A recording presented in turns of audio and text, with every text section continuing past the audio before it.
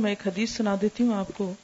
وہ یہ کہ حضرت انس رضی اللہ تعالیٰ عنہ کہتے ہیں حضرت ابو طلحہ نے حضرت ام سلیم سے نکاح کیا اور مسلمان ہونا ان کے درمیان مہر قرار پایا. حضرت ام سلیم ابو طلحہ سے پہلے مسلمان ہو چکی تھی. ابو طلحہ نے ان کے پاس نکاح کا پیغام بھیجا. ام سلیم نے جواب میں کہا میں مسلمان ہو چکی ہوں, اگر تم بھی اسلام لے آؤ تو میں نکاح کے لیے راضی ہوں. ابو طلحہ نے اسلام قبول کر لیا اور یہی ان کے درمیان مہر تجویز ہوا. السلام علیکم. میں یہی کہوں گی کہ never contradict your husband in public. Privately آپ جو مرضی کرو لیکن in public never contradict him. If he is seeing something you don't like just smile a lot. اور you have to win people over with your اخلاق. اور جب کوئی چیز آپ کو اچھی نہیں لگ رہی ہو تو اوپنلی شروع میں نہیں کہنا, اپنے اندر رکھنا ہے, اپنے آپ کو کنٹرول میں رکھنا ہے. بہت اچھی بات انہوں نے کی, اللہ نے جزائے خیر دے. عموماً ہم ایسی ہی چھوٹی چھوٹی غلطیاں کرتے ہیں اور ہمیں خود بھی پتہ نہیں ہوتا کہ ہم کیا کر رہے ہیں.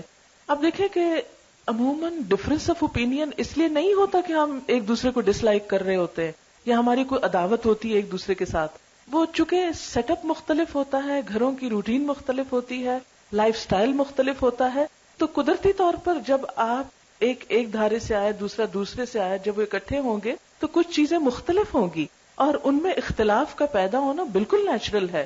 اگر آپ اپنے آپ کو دوسرے کی جگہ پہ رکھ لیں تو آپ سوچیں اگر میں اس بیک گراؤنڈ سے آتا تو میں بھی ایسا ہی ہوتا, تو اس لیے مجھے دوسرے کو معاف کر دینا چاہیے. اور بہت کام کی بتائی یہ بات انہوں نے کہ کبھی پبلکلی اپنے ہسبینڈ کو کنٹراڈکٹ نہیں کریں, کیونکہ مردوں کی جو انا ہوتی ہے, مردوں کی جو خودداری ہوتی ہے, ان کو جو اللہ نے وَلِلرِّجَالِ عَلَيْهِنَّ دَرَجَةٌ کہ مردوں کے لیے ان عورتوں پر ایک درجہ ہے, وہ جو اتھارٹی والا ہے اس کو چیلنج نہیں کریں کبھی.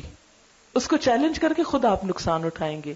اس کو وہیں رہنے دیں, اس کو برقرار رکھیں, وہ آپ کے فائدے کا بھی ہے.